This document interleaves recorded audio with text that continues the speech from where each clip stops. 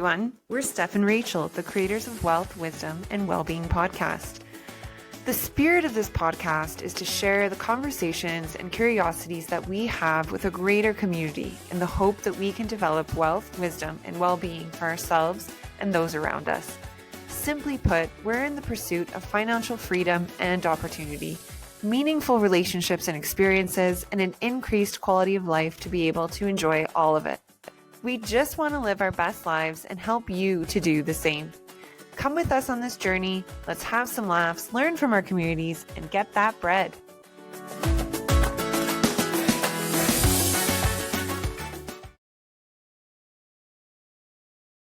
Hey. Welcome back. Hey. Episode 17. We are here. Oh, hello. 17. So cool.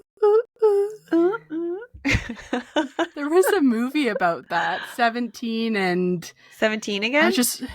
17 again. Zac Efron? I just watched. Yes, I didn't watch it, but I was scrolling through Prime and went and watched Clueless, and that one popped up. 17 again. So good. Okay, quick on the topic of movies. We just watched Casper, the original. I watched it with the boys, and I had the love I had for Devon Sawa in the 90s was extreme. So a little bit of me was excited to see, right, when Casper comes to life and it's Devon Sawa and they dance and then they have a kiss. So he appears on screen and immediately I was like, I had an inappropriate attraction to this child. Yeah. Oh my God. Baby face, like high voice. I was embarrassed how much I loved him, and just the idea and the feelings I had towards him before I saw him on the screen. And then now it's done. Now I know I've crossed the threshold, and it was like, he was such a baby. He was such a baby. Yes, he was. Oh, anyway, I never knew his name, but I think it's like brings back when you were at that time, like your inner child or teenager, preteen, right? Totally. And it's, oh, Devon Sawa. And he reminds me of Jonathan Taylor Thomas. That was mine. Like, very similar look. Yeah. What's the girl's name again? Christina Ricci. Christina Ricci. Yes. Yeah. She was so cute. Yeah. But anyway, so cute. Back to the 90s. Yes. Such good times. Well, Rach, there's been a lot. We recorded with a guest last time. Now we've got you and I, and we've had. We were reflecting that this is almost coming up to our 1 year that we launched the podcast back in December of 2024, and so many things on kind of our mind and our hearts. Where do you want to dig in and start today? Well, I know. Tell me. Okay, let me show you. For all the listeners, I'm going to hold something up. You may or may not have seen. Ta-da! Rach has launched her journal company, and I am holding mine that I received. You're so sweet. You're so sweet. Rach, I'm so proud of you, honestly. Thanks, babe. Like, to hear about this behind the scenes and then to see you come and full circle, like, step into your power, get brave, and just put it out to the world. Celebrating that for you. Thank you, Steph. That's so sweet. And thank you for supporting. That's so kind. Of course, you're and welcome. Ordering your coffee. I do like that one. And gratitude is important. So I hope that you find some value out of your purchase. 100% I will. I've already started to use it. Oh, good. And it's funny because I have a mastermind with a friend that we get together and we also share ideas and just accountability partners and things like that. Similar to what Rach and I do here, but it's not recorded or anything, it's behind the scenes. But we talked about a really interesting concept, and that's what I wanted to dive in. And it's like the difference, like when you launch something like this, my first is like celebration, my first thoughts and just like, oh my goodness, how can I support her? I'm so excited for her. And it comes from this place of like celebrating you. Like your win feels like a win, like, you know what I mean? And just lifting each other's up as women. And so it's like this concept of comparison versus celebration. And in my mastermind with my friend, we were just starting to touch the surface. And I was like, what creates this? Because she said, I've never felt jealous once in my life. I was like, never once? She's like, no, it's not an emotion that I've ever experienced. I was like, oh, okay. Like, I definitely know I've felt like jealous before and I felt those kind of feelings, but I haven't felt this like envy or this, oh my gosh, they're getting further ahead than me. I'm always curious, how did you get there? And ask questions about what's been happening for that person and how'd you come up with the idea and, you know, what, all those things. Rather than kind of like that comparison that kind of shuts people down and some of us go to, and it's like, oh, what? She's doing that? And then we almost get into this place of judgment. So I guess it's like, where does that come from? Like, what, how does one person respond with this celebration and one person respond with this comparison and make it about themselves and their worth? Right. And here's the answer. No. So, for one, the fact that your friend was saying, or your partner there was saying that they've never felt jealous, that is not my experience. Oh my gosh. I don't feel it often, I would say. Certainly not as often as I had in my younger years. And maybe that's maturity. I'm not sure. But certainly it still comes even in my adult life. I really found that when I got off social media, I know we're dabbling again, especially for this this passion project that we have, but that definitely went away when I got off social media. So this comparison, because that's what it is, I find, right? That's why you keep scrolling. It's that curiosity, but then it can turn negative, absolutely, for many.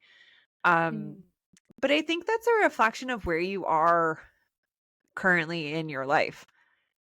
I would say today for myself, I'm so grateful for my current situation, my current problems, the things that keep me up at night. And then on the other hand, all the beautiful things that I have in my life. And I feel so grounded and solid in my relationships with others, but as well as myself, that I feel like when you approach anything, any news, any conversation with that as your starting point, it's really hard to get jealous. I don't know. What do you think? What do you think about that? I agree with that. It's a lot about where you are in your journey and what work you've maybe worked through on your own, like yourself, and reflecting. Because I think having the awareness, even, I think often people, when we go to comparison, and yeah, sure, I'm sure there's moments I've had of comparison here and there, but it's just as an overall baseline, I think we've kind of been set up to do that, like in society, right? It's like historically with the, you know, patriarchy, and I know we get into that a lot, but that really has put women against each other in some respects. Is that there's a lot of, oh, well, if she's doing this, you know, and she's better than me, I'm not going to get this. And it's almost like if they're there, it takes away and puts me here. Yeah. So it's like a mindset of scarcity that I think has been created, whether that's with men, whether that's with career, whether that's with relationships, of friendships, and like materialistic things. And it seems like, and so that's one kind of reflection is our society and our systems. And then also like an evolutionary, I actually was talking to Sean, my husband, and he's like, well, Stephanie, you have to remember that this was also very much a survival thing. Like this is where women, they needed to compete with the man or with other women for the man that was the strongest, that would take care of them and protect them the most. And so it's quite an evolutionary thing as well. And I was like, You know what's so interesting about that though? That, as you know, I have a primatology degree. So I studied this quite a bit. Hear. But it's mostly the males that are competing. The women are creating a community. So, right, if you look at mountain gorillas or chimpanzees, bonobos, there's multiple females and 1 or 2 males. So I feel like cooperation among females is actually, right, that's what creates that community and keeps the group together. Females, they can all be impregnated by the same male. Like they all get that dominant sperm, if you will. So that one's tough for me because I think, yes, there is competition for survival, but I feel like that's mostly on the male side, especially if we're talking about non-human primates. But for females, it's in our best interest to cooperate. So that's very interesting. Oh, this is actually, and this reflection right there makes me think about like other species, like birds, for example, like the hummingbirds I was watching all summer and calling to my my bird watching era. Yes, I love this. The for bird you. lady. But the hummingbirds, like my point is, the males are the ones with the most vibrant, beautiful colors. Right. The ones that are attracting to attract a mate. And same with the peacocks. The peacocks are the one with the big, beautiful feathers. So what you just said makes so much sense. And it makes me think, I wonder if that is ingrained in the belief system and more of a patriarchal view. Like that view of that's what it was. I don't, and I think this is going to be probably ill received by most, but I think we do this to ourselves, women. We allow the media, propaganda, everything to create this sense of competition among us. It's like, I'm not the first to have said this, but when we go out, we're trying to look good or feel good, whatever it is. It's not to impress men. It's to impress other women. That's what we do. So I feel like we create this box and we put ourselves in it. Like I can't stand right now the videos that are coming up on my feed that are women saying like, this is 43 or this is 40. And they are beautiful bodies, like traditionally beautiful bodies, muscular, perfect skin, just like living their lives. Part of me is like, that's your 43. But like, what are you trying to tell me? So my 43, even that's not my age, but if I'm not that, then I'm less than. Like you're creating a standard. But for what? Why can't you just say like, this is Donna? Right. Why do you have to, right? Why do you have to make it something now that for every other 43-year-old, they're going to feel like shit about themselves because they're not they what don't you look are. like that. Like I feel like we do it. We do it to ourselves and then we propagate it. Well, and I think this goes back to what we've talked about other times is just what you're consuming and what you're surrounding yourself by and with is really influencing you. Yes. And it's influencing how you're perceiving yourself, how you perceive others. It's setting standards that maybe you actually don't really care about. And so I think a lot of it, like my feed, is very on social media, very curated to personal development, Disney. We've talked about all this before. Yeah. So I don't really see a lot of that. I see the homesteaders who are feeding their chickens and, right? Like that kind of thing. And I think when we get clear about our values, and we get clear about our own personal vision and we stay in our own lane, that makes room to celebrate other people because you're on your own path. Mm-hmm. You're not on a path of what you should be doing. Mm-hmm. Yeah. And so I think that comparison fades away anyways. Because what are you comparing to? There's nothing to compare it to. And I Because it's think your journey. the minute you share something with someone that you're excited about and what you get in return does not make you feel good about what you've shared, or makes you feel like you have to hide future things that you may want to share, then you really have to rethink that person's role in your life. Oh, yes. No one should come away wanting to either dim, their light and what they're doing, or need to explain it and say, hey, I did this thing, but it's not a big deal. It's really like just this, it was kind of dumb. Like that shouldn't, if you feel like you have to do that and that other person isn't slapping you across the face and being like, scream from this, like scream from the rooftops and talk about this, and this is huge, then maybe that person is just not going to be your cheerleader and shouldn't be a part of what you have going on. I would think. That is reevaluating people in your circle, or people, whether it's work or home or personal relationships. And that's so interesting because this year is all about this like shedding and letting go and exactly what you just talked about. And it actually has been really a powerful year for bringing to light for all of us as a collective for what is serving us and what are some old stories, patterns, whether that's people, energy, workplaces, whatever, that is no longer serving us. It's not helpful to our growth, our development, our peace, that doesn't align with our values. And yeah, how can we tune into that more and to get comfortable with letting that go? Like, because sometimes they're long-standing relationships, right?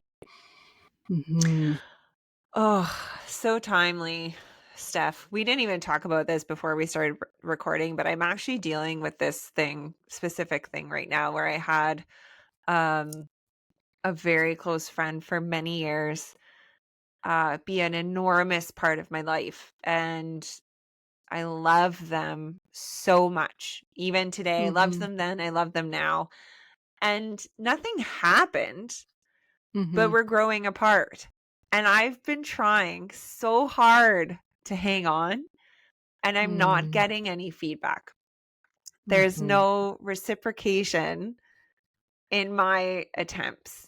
And it's not spiteful. There's no negativity there. It's just radio silence. And so I'm really having to have conversations with myself. I'm writing this down. I'm the way I'm approaching it is trying so much to just express gratitude for the time we had, and it's the experiences that we've shared, and for what that friend brought me in that time when I needed it, or maybe when they needed it. And just to be like, wow, what a friendship. Like, what a lovely friendship to have experienced even once in my life. And thank you for that. And if that's what it was, how lucky am I? And leave it at that. But it has been so hard because I miss them. I want them in my life. I want them to want me. And even, this is so funny too, because even I'll do all this work and I'll feel good about it and they'll cross my mind and I won't, have that like, poor me kind of reaction. I'm on a walk yesterday, and whose father do I see down the path? No, so I'm like, even when I'm trying to just let go, it's like little parts of them are like finding their way. So I say hello, we chat, we catch up, and then I'm like, okay, thank you, like, nice to see you. But I'm like, fuck universe, like, you couldn't have made it any harder. Right. But to your point about those could be very like long-standing relationships, I think you kind of treat it like a death. Like, thank you for that experience. thank you for that time, for feeling loved and appreciated and having that safe person. And it's okay now. Like, it's okay. I can, you know, maybe it's not the end, but for now it is. And that's okay. Right. It's so hard. It's a really hard one. And it sounds like what you're speaking about is really like letting go with grace and learning how to lean into letting someone go with grace and having that appreciation for that time, which is a really wise place to come from, which speaks a lot to your personal growth, Rach, as a person. And I've found too, like, personal relationships are one of the more challenging ones to let go of, and especially when they've been long standing and you thought that would be in your life forever. And like you said, sometimes it's a season, a reason, or a lifetime, like is what they say. Yeah. But right, it's like kind of how it goes. And yeah, who knows, maybe at a different point in our lives those people will come back around. But there's, how long do you go on extending your energy to someone who is not reciprocating? Like how that's just leaking your own energy. That's just violating your own boundaries and well-being. I think you do it for as long as it feels good. And then when it doesn't is when you kind of have to make some decisions. And I say it like I'm good at it. I'm really struggling. But Yeah. that's kind of what I keep telling myself because it doesn't feel good right now. But it, time heals all. So Yeah. maybe it's just the time. And sometimes, like, before you let go, I'm not sure about you, but I know for myself, like, I've had to actually grieve. And it comes in waves for myself. And I think, as grief does for many of us, you'll be feeling okay with it and be able to have that perspective of what that contributed to you. And vice versa. And then it's like, oh, like just that, the pain of like the loss, right? And you feel so sometimes really low, and it's very painful. And sitting in that pain, and like letting that move through too. Yeah, so I've found giving it time, and then even just sometimes when it lingers, like, I guess silence is in itself is its own answer. Sometimes we just want clarity, especially if you need an answer to wrap up something, but we don't always need an answer. Actually, we are able to give that to ourselves, and silence sometimes is the best answer that we could get. And that's the funny thing about closure. And I've talked with a lot of people, girlfriends, friends, who say, if only I could get that closure. If only I could get, if they could tell me why, and this could be about anything, why they did it, why they felt that way. And most of the time I'm like, what will that add for you? Like, Right. I never truly feel like I need closure. Even this person that's not responding to any of my outreaches, I don't crave them saying like, Rachel, this is why. Actually, that scares me. I don't really want to know. I don't want I'd to rather know. just make up my own. Yeah. But the closure bit never quite made sense to me because I feel like, oh, and maybe this is why. Because I feel really like it's within me that I have to make up my mind about whatever it is that's happening. Maybe that's what it is. I truly feel that it's really how I view it and my feelings towards it. And whatever else they say or do isn't going to change how I digest that. I think that's what it is. But even with this thing that's happening to me now, if they said anything, it wouldn't matter. It still puts me in the same place of having to let go. So it won't make it any worse or better. Anyway, yeah.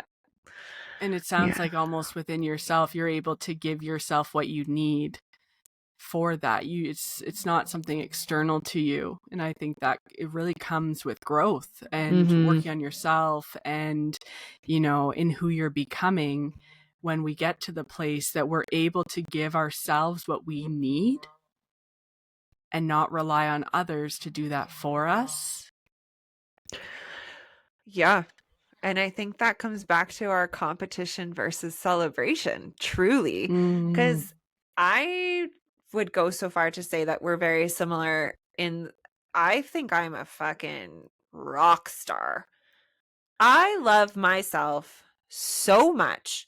I'm so happy about where I'm at, what I'm doing, how I present, how I treat myself, how I talk to myself.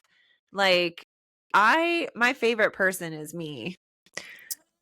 Truly. So like this idea, the competition thing right now isn't really impacting me. This friend who's maybe not my friend anymore, I know that I have to be okay with that. So I put a lot of power and strength within my own feelings and wisdom and abilities. I feel like you might be the same. Yeah, it's been a journey. There's been times in my life where I feel like I've given my power away to other people and let other people sway my worth at times in my life. When I reflect back, and it's been really grounding, comforting to come back to actually my power in myself, that I am able to give myself what I need, and it matters what I think about myself and not other people. And I get to decide how much I give, and that has been a journey for me. And at times I've really had to work on reprogramming that talk, because it wasn't always the most positive in my mind, even though it So you mentioned a few things, the affirmations. Um what are for our listeners who are like, oh shit, I'm kind of feeling this way, or oh, man, I think I have some work to do here. What other tools can we suggest to them, maybe that have worked for us?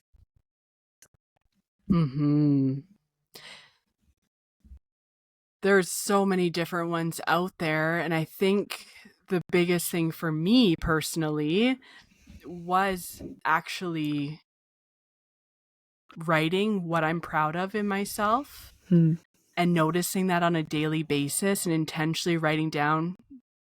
Sometimes there was 2, sometimes there was 5 things, and sometimes just the simplest things, following through on what I said I was going to do.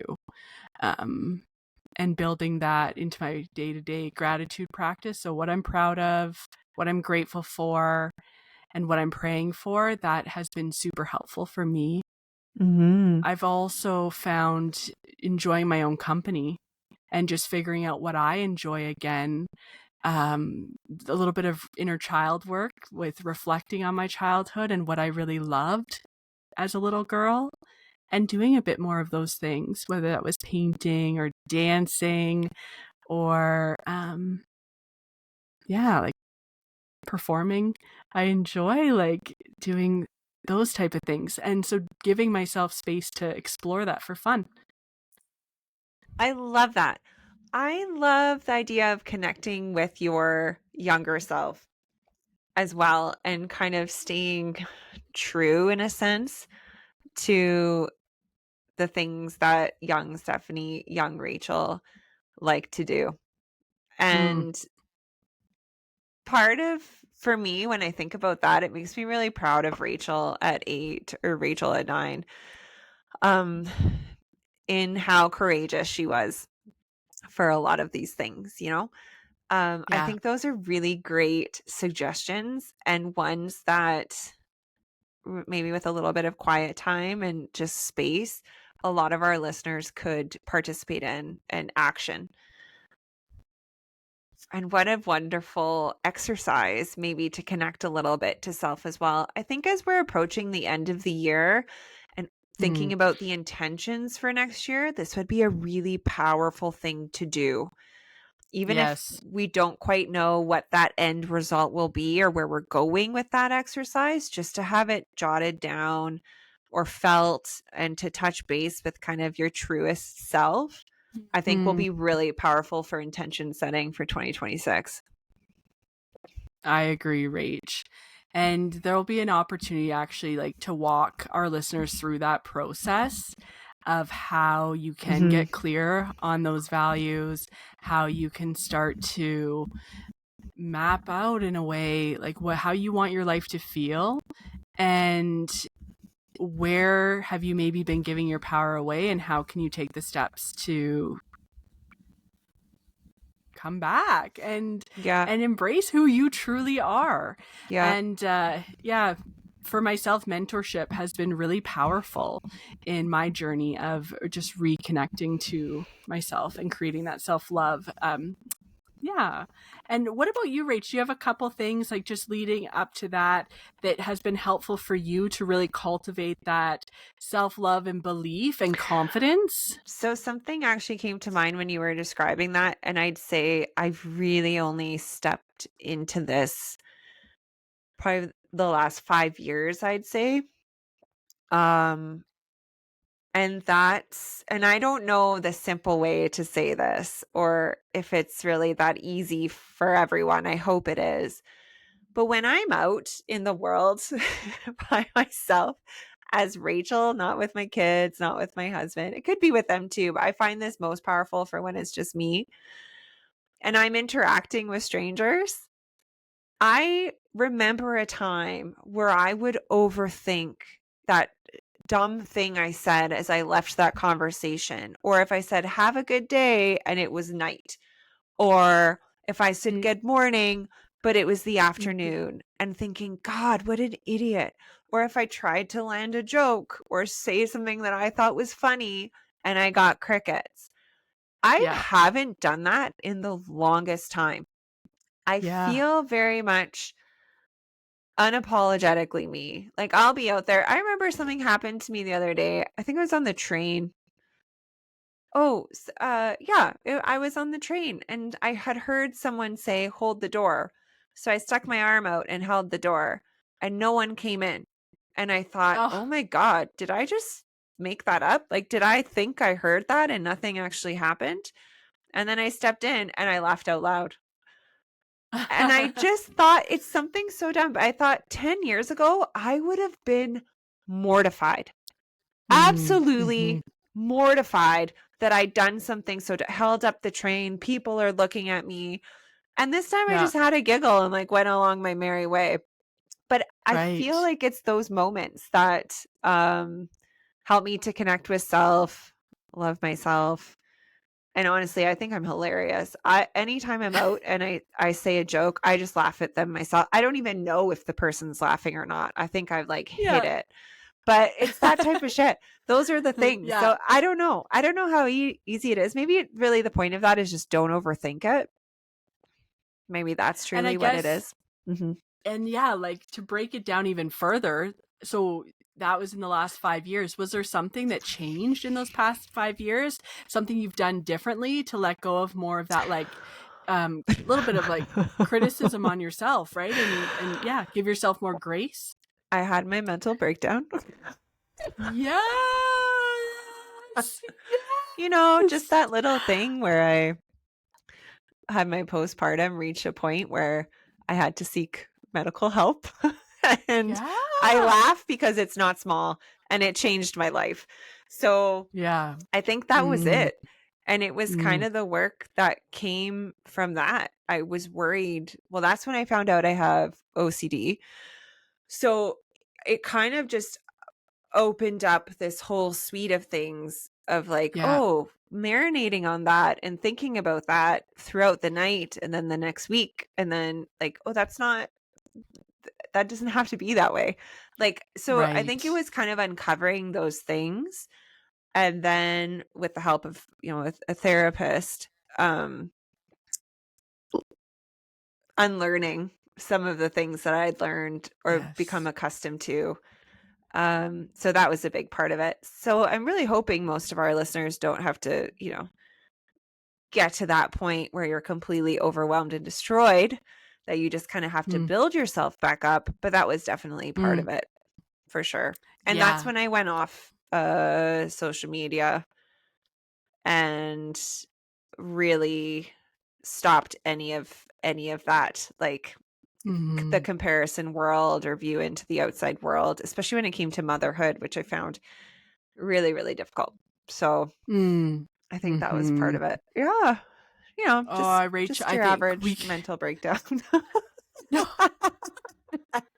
like, what could you do but Uh, laugh, yeah. honestly? Because, it gets so heavy, and I think that's just so relatable, though, becoming a mom and the load that really does weigh on all of us. And I think we all have a story to share around Mm-hmm. that. And so thank you for sharing a bit of Mm-hmm. yours there. I feel like we could dive into a whole episode on the pressures we put on ourselves, Mm-hmm. the beliefs that actually come to the surface when we become mothers, and especially if we've had really lives where we were used to getting things just so. We were very high functioning. We liked things a certain way and predictable, and that's how we managed Yeah. through maybe a bit of control. And then you become a mom and you just can't, because that baby, that child, like they're their own human, right? And Yeah. so they really bring things to the surface. And yeah, Mm-hmm. that could totally be a whole episode. And just to kind of come back to what you were saying there, though, it's like that was a breaking point for you, and you sought out the support you needed. And then you also have cultivated some practice. Like, you talk about mindfulness and meditation quite a bit, and how that's been really Mm-hmm. powerful for you too. Absolutely. So yeah, I'm very aware of the things I need to feel grounded and balanced. And it's not all the time. I'm not always zen and balanced, but when I'm kind of going towards one extreme, I can Yeah. identify it and think, okay, I got to do more of this. So one is journaling. And I know I talk about journals at length because it's so powerful for me. Yeah. And it's anything, like some days I don't feel like journaling and I'll just start with great gratitude. And then something Mm-hmm. always comes out of it. The easiest things for me to write down when I'm not in the mood is what I'm grateful for and just one intention. Maybe an intention Mm. is I don't want to cry today. Like, Mm-hmm. when you're at your lowest low, Yeah. or I want to just be able to be kind, even though I'm feeling like I want to burn down the house, like that type of Yeah. stuff. And Yeah. then the other is just that meditation. I think that's mostly to really, it's just the quiet time for me and my Mm. thoughts. And it's not even like I can clear my head. I think we've talked about this before. I'm not, the guru that sits there and has a blank mind and feels extreme peace. Mm-mm. Like usually my mind is racing. But if I could, I think it's the action of making space for me to have 10 minutes to myself for myself. I think really Mm-hmm. that's the part that is um that serves me versus what I do with those 10 minutes in my head. And then this one I'm actually finding out because I had quite a stressful early October, which I ended up feeling quite a bit in my body. Really increased inflammation, a lot of pain, was on heavy meds, Mm-hmm. was not a great time. And it's sleep. It's No. it's Mm. getting rest. And Mm. never have I been more aware of that than, early October because I was not sleeping well. And Mhm. the snowball effect that it had for my well-being and just my body was evident. So that's what I'm Yeah. finding lately. And something, well, I mean, you've known me for a long time. I've always really needed sleep. Like Yeah. in high school, I wasn't one to stay up till 11. Like No, you're pretty routine. Yeah. And I find that's what I need. Like without having known it then, it's, yeah. So those are a few things I'd say that Rach, I've really enjoyed this conversation around just this comparison and the celebration versus celebration and like letting go. I feel like listeners, drop in there your thoughts on how this comes up maybe for you or just in general, like where you think this arises from. And yeah, we'd love to hear from you. So yes, would love to hear. I know, especially with this has been kind of a topic that has come up over the last couple of months, especially for women in our age, about friendships and the season reason, right? That piece you commented on. So would love to hear about if you're doing work in this space, what's worked for you. Please reach out. We'd love to hear from you guys. So any comments, feedback, tools and tricks that you have, let us know. Yeah, sounds great. We'll see you there. Yes. Bye. Bye.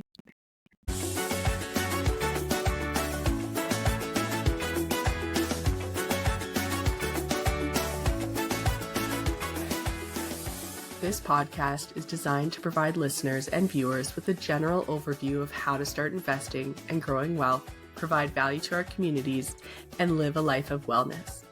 It is not designed to be a definitive investment guide or life guide to take the place of a qualified financial planner or other professionals. Given the risk involved in investing of almost any kind, there is no guarantee that the investment method suggested in your personal or financial life will be profitable. We do not assume liability of any kind for any losses that may be sustained as a result of applying the methods suggested in this podcast, and any such liability is hereby expressly disclaimed.